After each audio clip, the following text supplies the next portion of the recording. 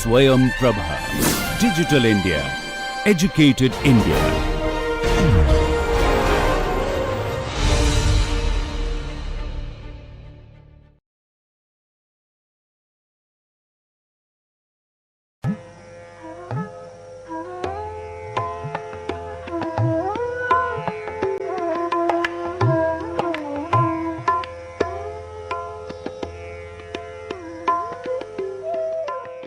In the last class, we looked at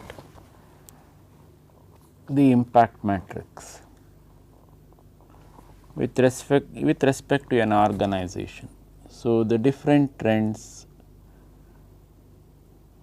what is the probability of occurrences of the trends, then what is the impact on strategies which these trends can have, and how can there be an impact scale on this.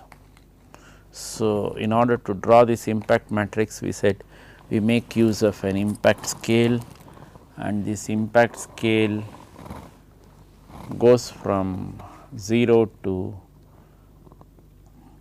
+2 on the one hand and -2 on the other hand, that is -2 going to extremely unfavorable, then +2 going to extremely favorable. Now, an organization can draw this impact matrix .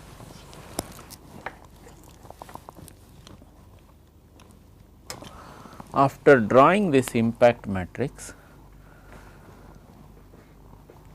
it will give the organization an idea of the type of trends that can be visualized in the environment.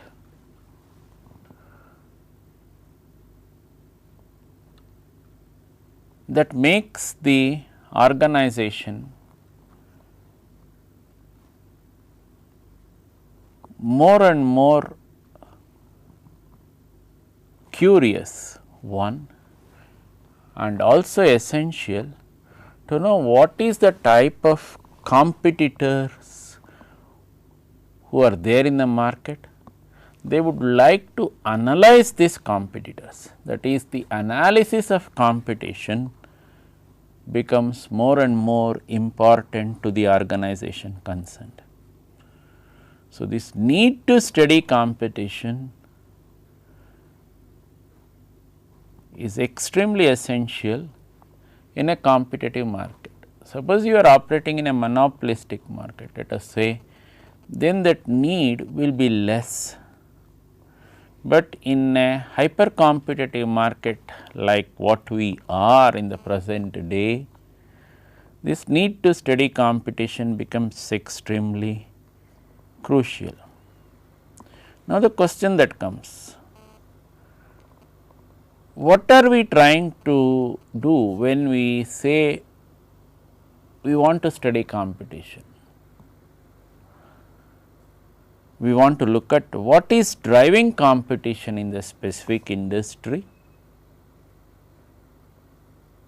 Is it the large number of players alone who are making the market extremely competitive, or is it the product mix of the competing players which is making the market extremely volatile?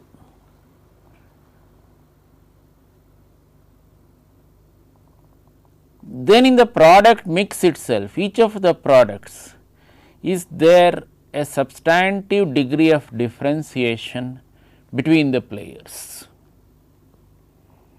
Now, how does my company fit in this type of a scenario?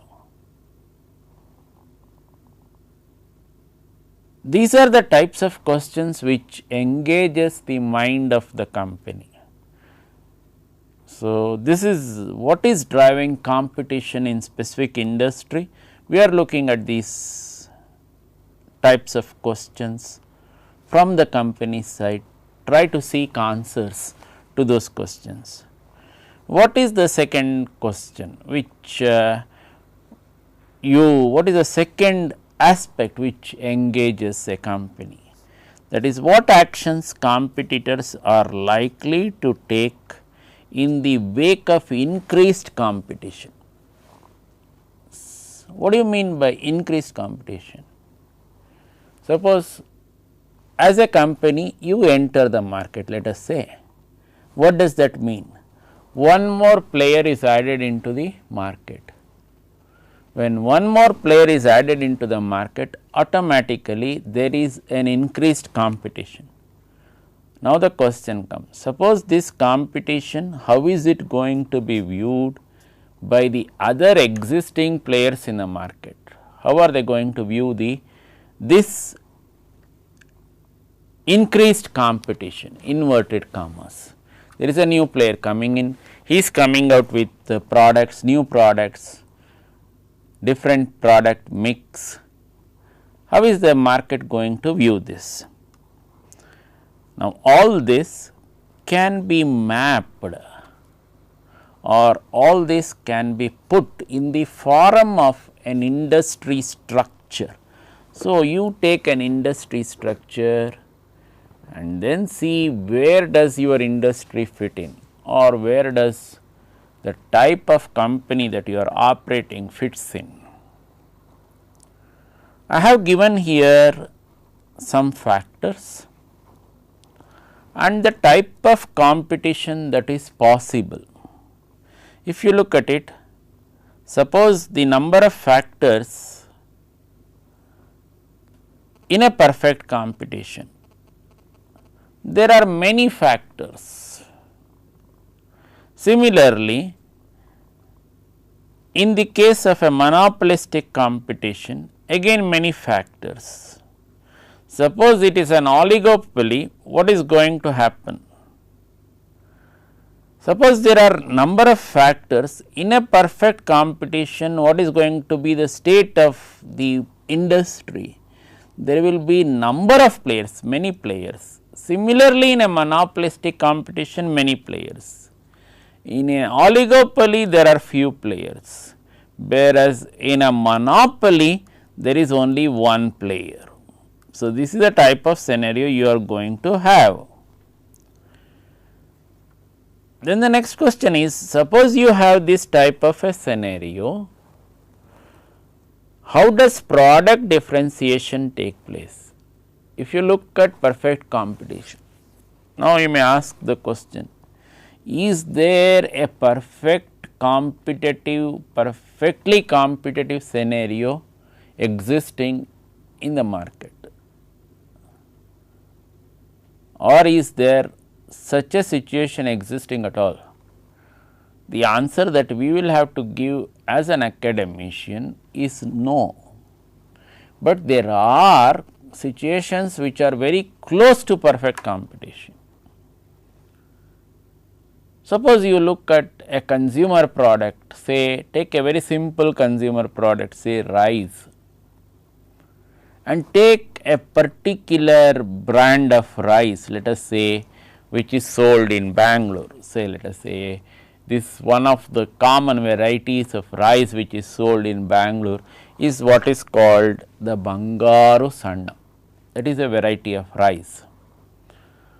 So, this suppose you want to take this type of a rice from a merchant, whether it is A, B, C or D, it is very possible and very likely that you will get the same quality of rice in all these different merchants whom you go.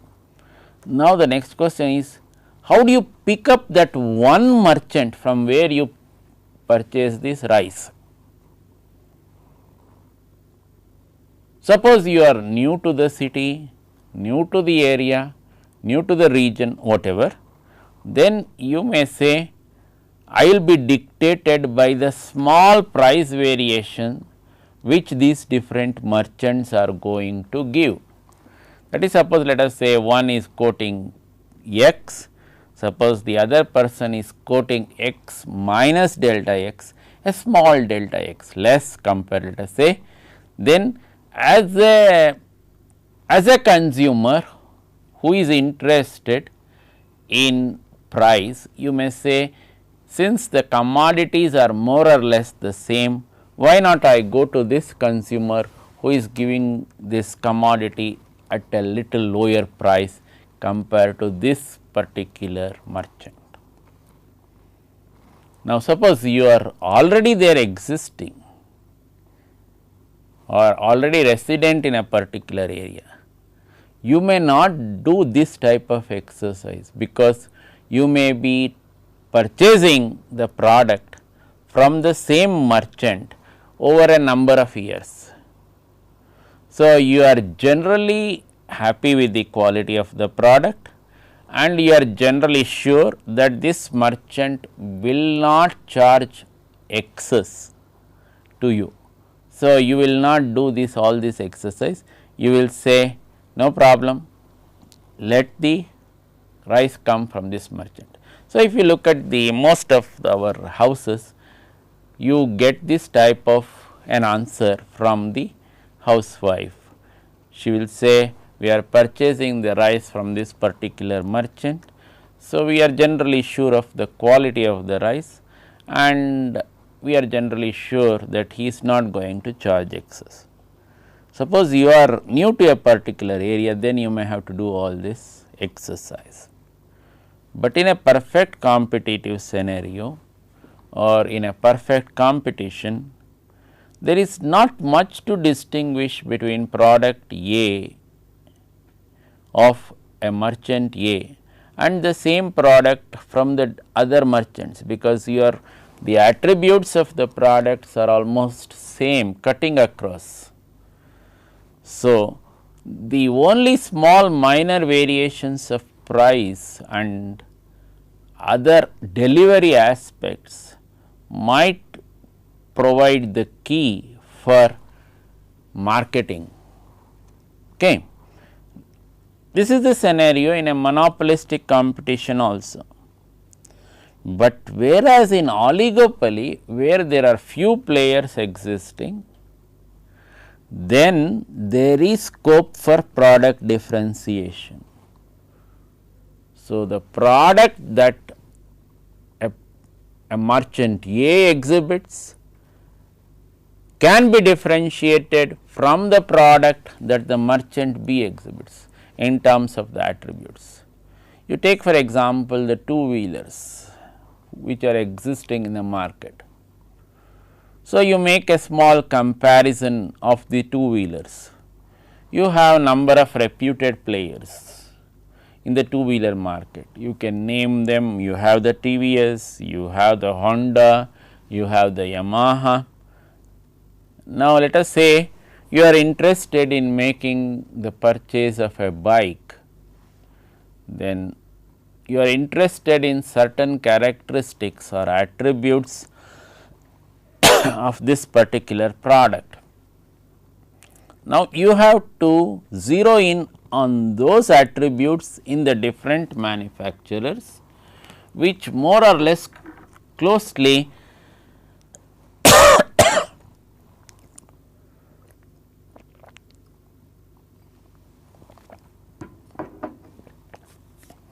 match with what you have in mind. So, you may like a higher speed in a vehicle, you may find that a particular model of TVS which you are going in, the speed or the pickup is not to the extent that you desired, and when you look at an Yamaha, you may say, oh, this is having this nippy pickup compared to TVS. So, if you really look at these types of attributes in a product, the consumer may zero in on a particular product depending on the differentiating factors. So, you have in an oligopolistic market a product differentiation that is fairly perceptible or visible. This is visible to you. Now, What about a monopoly? In the case of a monopoly, there is only one player. There is nothing like product differentiation, or at least you do not know about the product differentiation. You may tend to think that whatever product is coming from him is perhaps the best product, or you may tend to think the other way, since he is the only one player in the market, we have to be put up with whatever product he gives. In other words, there is a, what do you call, a seller's market when you are in the monopoly type of a situation, whereas in the other types of situation you are more or less coming into a buyer's market, and when you are in a buyer's market, a buyer always has the edge, that is, he can always dictate or he can always call the shots in the market and say, this is what I want from the market, give me this type of a product, and more or less he is likely to succeed in that type of a scenario. This is the type of market which you are seeing in the present Indian context right now, where the buyer more or less has the say, ultimate say. He says that this is what I want, and he more or less walks out with it. Now, in this type of different competition, what is going to happen to entry or exit? Suppose it is perfect competition, it is open to all to enter. So, you want to enter this field? Yes, enter. You have the wherewithal or the resources, anybody can enter this particular field. Now, this is more or less true of most of the products in the Indian scenario. Anybody can enter into manufacturing of most of the products in the Indian market. This was not the scenario earlier, where you had restricted entry for many products. You were putting it under different categories and saying this cannot be done by private players, or this product cannot be manufactured by private players, all this was there. Now, that type of category or that type of small categorization, that type of categorization itself has become very small. You have a very small band where a private manufacturer is not allowed. Okay. So, this is what the LPG era has come to. So, they has come to really in this LPG era, you have a situation where you have a number of players in almost every market. Okay. Now, whereas in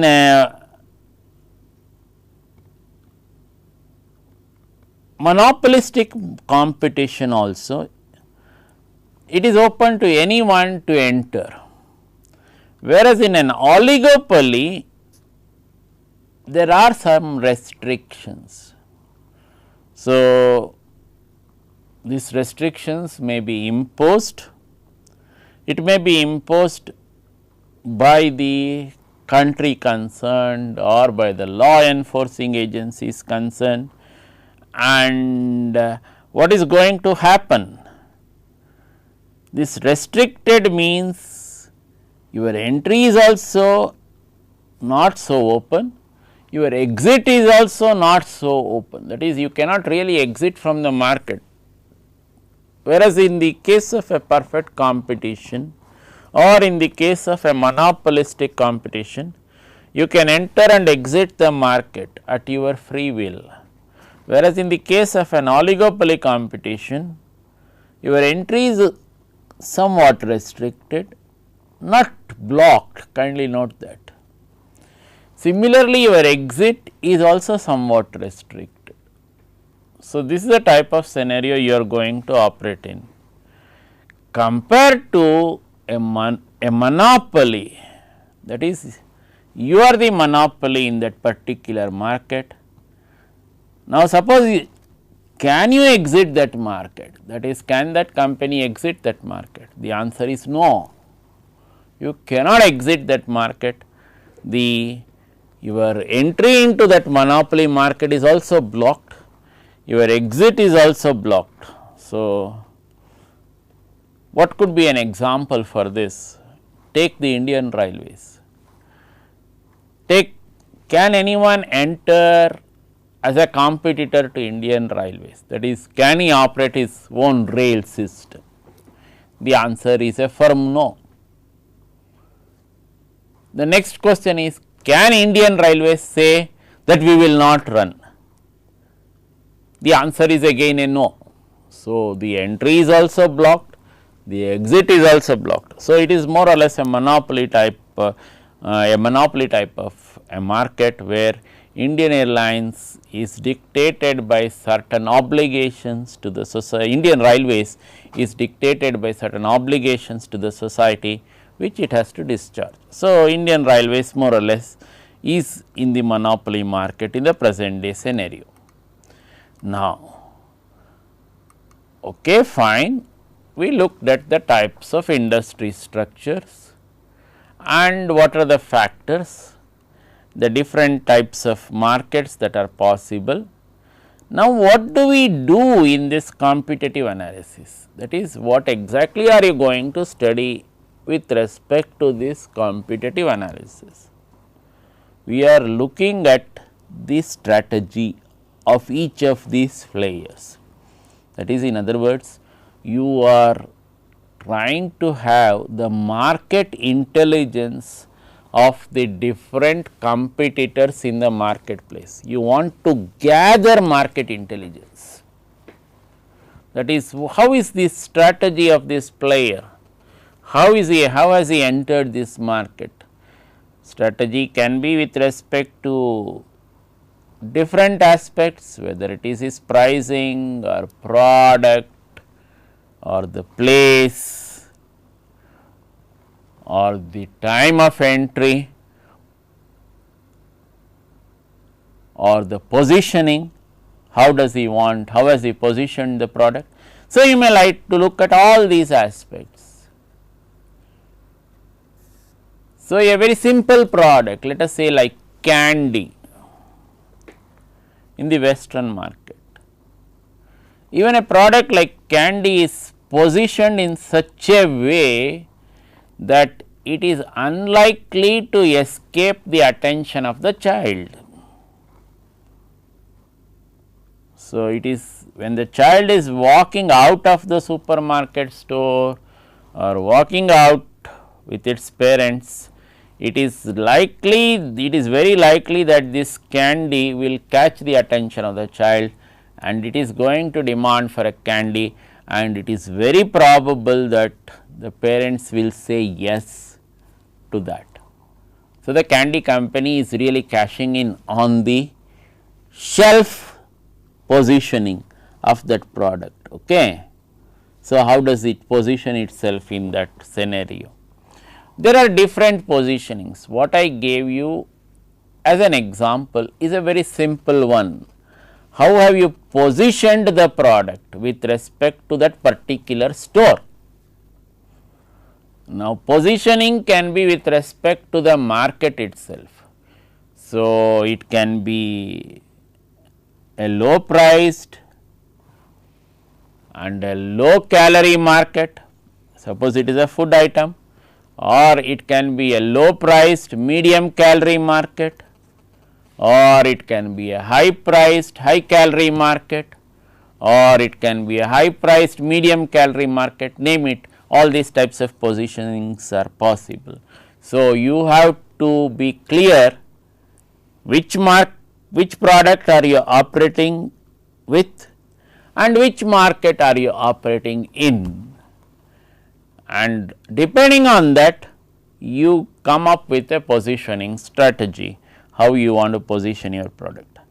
Now, the next thing which you are interested with respect to the market, that is the competitive analysis, is what is the current performance of this player in the marketplace. What do you mean by current performance of this player in the marketplace? What is that aspect in which you are more interested? That aspect in which you are more interested or mostly interested is what is the market share which this player is commanding in the marketplace. So, how much does he command? Does he command 1% or 2%, or is he himself a monopoly, that is, he is commanding 95%, and if I enter this market, let us say, I will have to look at the remaining 5%, draw from that 5%, is it a feasible proposition? All these types of issues you have to address yourself before entering either that product or that market. So, in a competitive analysis, the company is looking at the current performance of the players, how much does this player have with respect to market share. Now, why do you want to look at this? This is the question which you have to address. You want to look at this because you want to find out whether there is some open space possible, where you can come in and fill a slot. That is, as a company you can come in and fill a slot and make good your stay in that market. That is, you are staying in that market. Why do you want to stay in that market if it is not worthy of staying? What do you mean by worthy of staying? If it is not profitable. Now, the next question which you are doing as a analysis for the competitors is also his strengths and weaknesses. Question is, suppose I enter this market, how are the other competitors going to react? Is it that I enter as a small player and the others are very big players? Is it possible that these other players will devour me as a small player? Then what should I do? All these questions start coming in. Or suppose you find that the market players who are already existing or who are in the market, they are not very strong players, let us say, and you can easily and comfortably stay in the market, then you are always in an advantageous position in such a type of a scenario. Then the next one more question which you have to address as a part of this competitive analysis is, what are the actions which these players, what are they likely to take with respect to the products or the markets in the near future? Not a very huge scenario, you are not looking at a 5-year scenario, things like that. Now, this is what I suggested, what I told you in the earlier classes. When we are looking at corporate planning, you are looking at a scenario from 5 to 10 years. When we started looking at strategic management, the time horizon got shrunk to 3 years. Now, when you are looking at the different types of IT industries, what is happening? You are looking at the next year scenario only, and for looking at the next year scenario only, you are most of the IT industries are coining this term, our guidance suggests. So, this our guidance suggests. So, the guidance is for the next quarter itself. So, for the next quarter only what is going to happen, that type of a scenario. So, in this type of a scenario, what is the type of actions that are expected in the near future from the different players? Now, the question is, okay, you do all this competitive analysis, where will it lead you? This leads you to gain competitive advantage in the marketplace. The question is, what are the routes to this competitive advantage? I am giving you some idea of what are the types of routes that you can have for competitive advantage. You may intensify function differentiation. This can be a key factor for success. You may say this product is different from the other products in the marketplace because this can deliver for you these things 1, 2, 3, 4.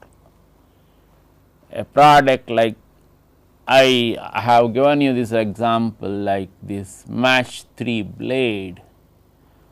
He says it is a triple blade technology, that is 3 blades put in different angles, which goes through your beard very fast and gives you a very smooth shave. This is the type of thing which the company claims, that is this company Gillette. So, it is the key factor for success for that company, that is the product differentiation, that is the function differentiation, whereas other players are also there, they are also having different shaving systems, but this shaving system is not possible or has not been possible to be imitated by the other players so far. Now, this is one of the key factors of success. We will study a little more about these key factors in a short while now. Then the next question is, you can also make use of the competitor's weakness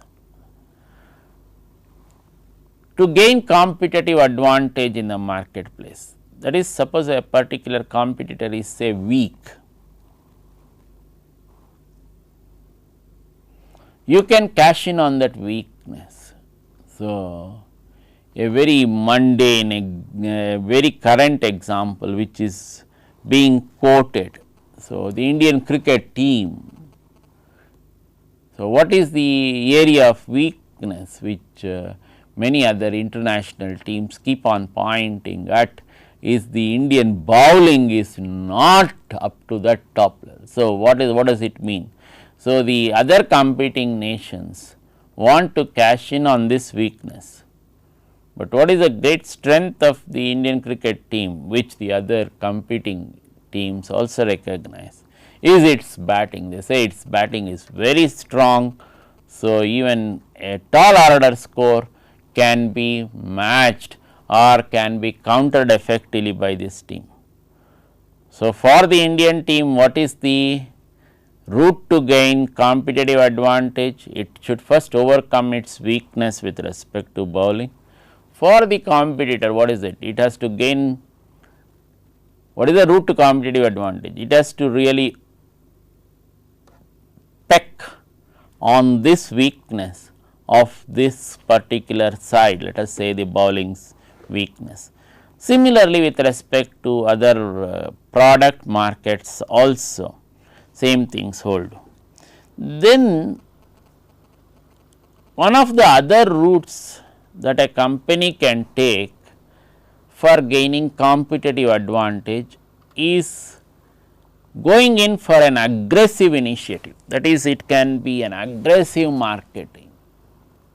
So, these are questions which are asked by the aggressive marketers.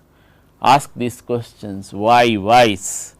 So, this type of questioning. So, if you really see, there are many players, private players in the current market scenario in the country who are adopting aggressive initiatives. So, one of the banks which is adopting these aggressive initiatives in the private sector is the ICICI Bank, whether it is their loan product, whether it is their home loan product or their automotive loan product or personal loan product, name it, highly aggressive initiatives to push the product through. Then the other route to competitive advantage, one more, that is maximize user benefit. That is, you have to convince the user that by taking this particular product, the user really stands to benefit vis-a-vis the other competing markets. That is, your product, if he is taking, he stands to really benefit compared to the other products. This is called the strategic degree of freedom. Now, I list below 3 generic strategies which were given by Porter. What are the types of strategies which Porter suggested to gain competitive advantage? So, if you really see, he suggested what is called gaining competitive advantage. One, through focus, second, through differentiation, third, through overall cost leadership. So, this is the way this whole Porter's generic strategy, this figure can be drawn. You see this focus, you are going from a low cost position to the uniqueness perceived by the customer, and then you are going from a particular segment to the whole industry segment. So, the strategic target will tell you whether you are focused or not. Similarly, differentiation and overall cost leadership, how low or how optimally you can come out with a product costing, that will tell you whether you can maintain the overall cost leadership in a highly competing market. Similarly, differentiation, how can you differentiate your product vis-a-vis the competitor's product. So, these are the 3 generic strategies which Porter gave for gaining competitive advantage, or which he said could be the generic routes to competitive advantage. So, you have this intensify function differentiation as one route, you have the exploiting competitors' weakness as another route, also referred to as relative superiority. You have the aggressive initiatives as one more route, you have the strategic degree of freedom as another route.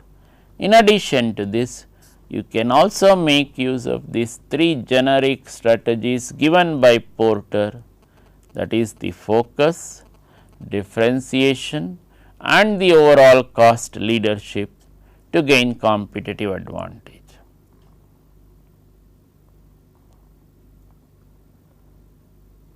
Now, faced with this type of competition, now what is the type of marketing that you would suggest? So, you are already in this type of intense competition or hyper competitive market, all these types of things which we just said. Now, in this type of a market scenario, what is the type of marketing strategies you are going to suggest? So, the marketing strategies that you can suggest is a defensive warfare for market leaders. Why are you suggesting a defensive warfare for market leaders? He is already a market leader, he wants to hold on to his position. When he wants to hold on to his position, he may be adopting defensive moves, because he is concerned that he might be dislodged from that number 1 position. What will the number 2 person in the market adopt? What is his warfare strategy? His warfare strategy will be an offensive warfare strategy. he wants to attack the leader's weak point, so that the leader can be discharged from number 1 and this number 2 becomes number 1. This happens, keeps on happening. Okay. Then suppose you are a player with limited resources, let us say there are very big players with large number of resources or large resources at their command in the marketplace, you are a limited player. Then what are you going to do? The suggested warfare strategy, marketing warfare strategy is flanking warfare. Do not keep on attacking the leader. So, this is what Titan did when it entered the watch market. It did not attack HMT. It did not say that HMT's products, that is the watches which were put out by HMT, were of low quality or inferior quality and all this, nothing of that type of castigation. It said HMT's products range is like this, we are giving you a different range of products. Never attacked HMT. So, this is what is called the flanking warfare. Now, for a smaller company, let us say large number of big players are there, that is a number of big players are there, large companies, you are a very small player. I have taken here the example of a well known local player in Bangalore from the print media, that is Deccan Herald. This Deccan Herald compared to the other players in the market, say vis-a-vis the Hindu or the Times of India or the Statesman, is the circulation is small. Now, when other players, bigger players wanted to enter the Bangalore market a few years, a few decades back, Deccan Herald was naturally concerned, because it thought its hegemony is going to get upset by this entry of these bigger players. So, it resorted to what is called a guerrilla warfare, that is to prevent or postpone or delay the entry of these bigger players. So, it went into lot of court cases against these players. So, one of the first players to enter the print media publishing from Bangalore was the Indian Express. So, there was a what do you call a protracted litigation between Deccan Herald and the Indian Express, and in which the Indian Express won. The court said Indian Express is free to publish from Bangalore.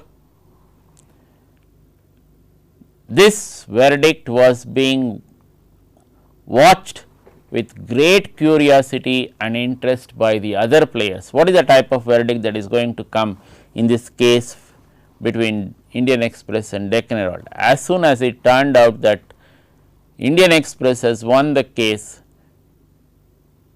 in a very short time, number of other players, big players came into the Bangalore market, whether it is the Hindu or whether it is the Times of India. So many players came into the market, and on the very next slot Hindu said we are publishing from Bangalore also. So, this is what competition is all about. Whereas, if you really look at the example that I have given you for flanking warfare, I have taken the example of a toothpaste firm like Promise, which it says that my toothpaste has got clove oil. What is the advantage of having clove oil in a toothpaste? It can lessen the pain. Suppose you have, let us say, some what do you call teeth which is not good or which is somewhat defective, if you want to say in the manufacturing language. So, that type of teeth, the pain in the teeth, it can be reduced by the use of this clove oil. But there are number of big players. You have the Colgate, which comes out with a large variants of toothpaste. Now, what is the position of Promise in the present day? Its market share is very small, because whatever it was, its USP was, that is the unique selling proposition, that is that clove oil. The other players, especially the Colgate, also brought out this differentiating factor into its product range as well. It has come, you have got the Colgate Sensitive, you have got the Colgate Total. So, the Promise is forced to compete with all these different variants by this giant player. So, that is what could be the, this is the example I took for this flanking warfare. Now, I give for you a very important diagram. This is called, this is a diagram which is given out again by Porter.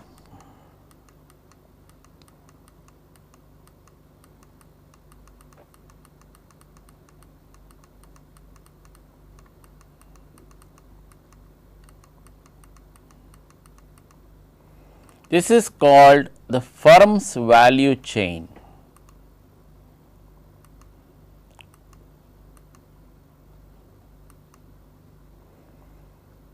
So, if you look at this diagram on the firm's value chain, what do you have? You have the primary activities, then you have the support activities. What could be the primary activities with respect to a company? The primary activities can be with respect to the inbound logistics, that is the raw materials. It can be with reference to the operations, that is the machining, assembly, testing, etc. Then the outbound logistics, it can be distribution, then marketing and sales, it can be advertising, promotion, etc. Or it can be services, that is installation, repair, all these coming under the realm of the primary activities. What are the support activities? The support activities are the firm infrastructure, that is the general management, accounting, finance, planning. Then the human resource management, it can be recruitment, training, development, or technology development, it can be R&D, process and product development.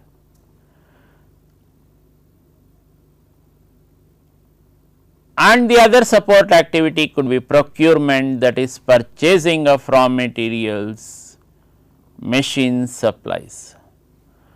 Now, when do you get a profit margin? When you find that the sale price that you are, that is the selling price of the product, is more than the cost that is incurred on producing this product, you are going to make a profit margin.